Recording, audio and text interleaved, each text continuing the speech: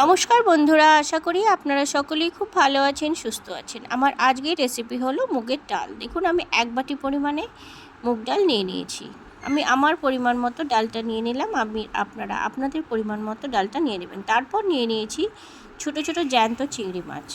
মাছের মাথা দিয়ে সাধারণত আমরা ডাল খেয়ে থাকি অনুষ্ঠান বাড়িতে বা নিজের ঘরেও, কিন্তু এইভাবে একবার নতুন ধরনের চিংড়ি দিয়ে ডাল আপনারা অবশ্যই ঘরে তৈরি করুন। আর ভালো লাগলে অবশ্যই লাইক, কমেন্ট ও শেয়ার করুন, আর আমার পাশে থাকুন, আর অবশ্যই সাবস্ক্রাইব করুন।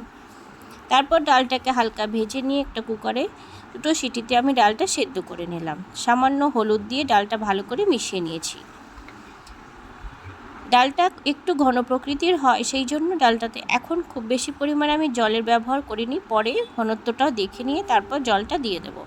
তারপর কড়াই চাপিয়ে দিয়েছি। কড়াই সামান্য তেল দিয়ে তেলটা গরম হয়ে গেলে বেছে রাখা চিংড়ি মাছগুলো সমস্ত হালকা করে একটু ভেজে নেব। পরে মশলার সাথে মাছগুলো আরও একবার কষাতে হবে, সেই জন্য খুব বেশি পরিমাণে ভাজবো না, অল্প সামান্য ভেজে একটা পাত্রে তুলে নিয়েছি। আপনারা অবশ্যই এইভাবে একবার চিংড়ি দিয়ে মুগের ডাল রান্না করবেন, আর ভালো লাগলে অবশ্যই কমেন্টে জানাবেন। তারপর মাছটা তুলে নিয়ে ফোড়নে দিয়ে দিলাম 2 শুকনো লঙ্কা, একটা তেজপাতা, আর দিয়ে দিচ্ছি সামান্য পরিমাণে আদা থেতো। আমি আদাটাকে গ্রেট করে নিয়েছিলাম। 1 ইঞ্চি পরিমাণে আমি আদা নিয়েছি, সেটার হাফটা আমি গ্রেট করে ব্যবহার করলাম, আর হাফটা আমি বেটে নেব। তারপর মশলাটাকে হালকা লালচে করে ভেজে নিয়ে দিয়ে দেবো 1/2 চামচ পরিমাণে আদা বাটা।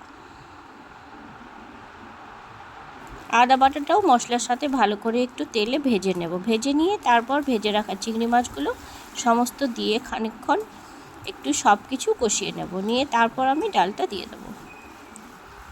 ভালো করে সব কিছু কষিয়ে নেবার পর এবারে আমি আগে থেকে সেদ্ধ করে রাখা মুগের ডালটা দিয়ে দিলাম।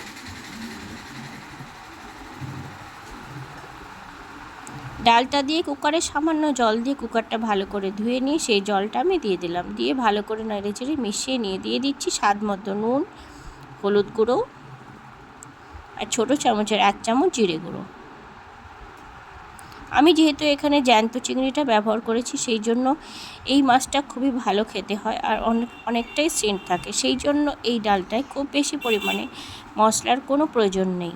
তারপর সামান্য চিনি দিয়ে দিলাম। অল্প মশলাতেই ডালটা খুবই সুন্দর আর অসাধারণ টেস্টি হয়ে যাবে। তারপর দিয়ে দিচ্ছি খানিকক্ষণ ফুটবার পর দিয়ে দিলাম সামান্য শাহি গরম মশলা গুঁড়ো।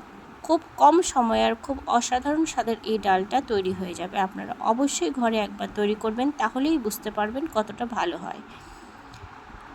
গরম মশলাগুলো ভালো করে মিশিয়ে নিয়ে সামান্য ধনেপাতা কুচি দিয়ে সামান্য ফুটিয়ে নিয়ে তারপর আমি একটা পাত্রে নামিয়ে নেব। তৈরি হয়ে গেল আমার আজকের নতুন রেসিপি চিংড়ি মাছ দিয়ে মুগের ডাল। আপনারা ঘনত্বটা দেখে অবশ্যই বুঝতে পেরেছেন। এবারে আমি একটা পাত্রে নামিয়ে নিয়েছি। ভালো লাগলে অবশ্যই চ্যানেলটিকে সাবস্ক্রাইব করবেন। ধন্যবাদ।